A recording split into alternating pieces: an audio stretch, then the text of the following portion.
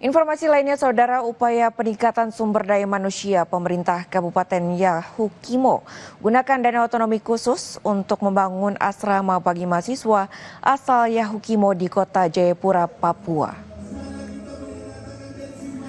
Asrama terdiri dari 14 kamar ini dibangun sejak tahun 2023 menggunakan dana otonomi khusus.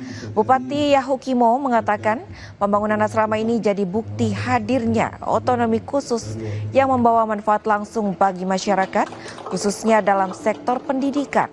Bupati menyebut hadirnya asrama ini akan sangat mendukung proses belajar bagi mahasiswa Yahukimo yang sedang menempuh pendidikan di Kota Jayapura.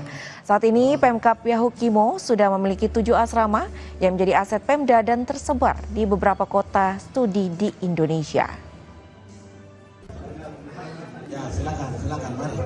Kita harus mempersiapkan manusia dengan konsep Yahukimo cerdas ini, bukan hanya membaca, menulis dan berhitung saja, tetapi juga kita siapkan asrama sebagai fasilitas supaya mereka tinggal dengan tenang.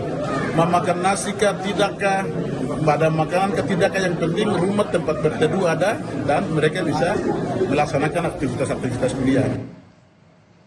Sorotan lainnya, Saudara, Ketua Satgas Perumahan Hasim Joyo Hadi Kusumo menanggapi rencana Kementerian PKP untuk mengubah batas luas bangunan rumah subsidi menjadi minimal 18 meter persegi. Hasim bilang rencana tersebut masih dalam kajian. Hasim menyebut rumah subsidi dengan luas minimal 18 meter persegi baru bersifat gagasan dan belum final. Ia merujuk pada standar minimal luas bangunan adalah 36 meter persegi. Ukuran rumah subsidi nantinya akan ditentukan bersama perbankan yang memfasilitasi pembiayaan.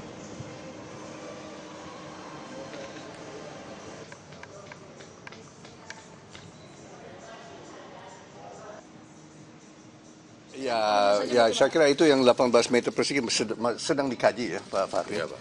Itu sedang dikaji. Saya baru dicerita mengenai itu, ada gagasan itu. Tapi umumnya nanti itu nanti lebih standar ya, lebih standar, kurang lebih mungkin 40 meter, ada 60 meter, ada 36 meter persegi. Itu yang standar. Yang nanti menetapkan itu kan Pak BTN, ya, Pak Nixon. Yang akan membiayai ini kan Pak Nixon, ya BTN ada standar sendiri, ada pedoman kan. Betul, Pak Nixon ya. So itu nanti akan kita pelajari. Tapi yang penting kan standar dulu. Ya, Pak. Informasi usai jeda, Saudara, libur panjang Tahun Baru Islam Taman Marga Satwa Ragunan Jakarta dipenuhi pengunjung. Hingga kemarin sudah ada lebih dari 3.000 pengunjung yang berlibur di Ragunan.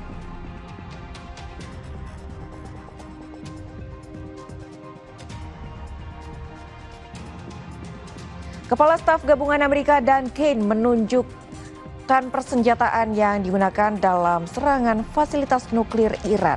Amerika menyebut Iran berusaha menutupi fasilitas penting pada situs nuklirnya.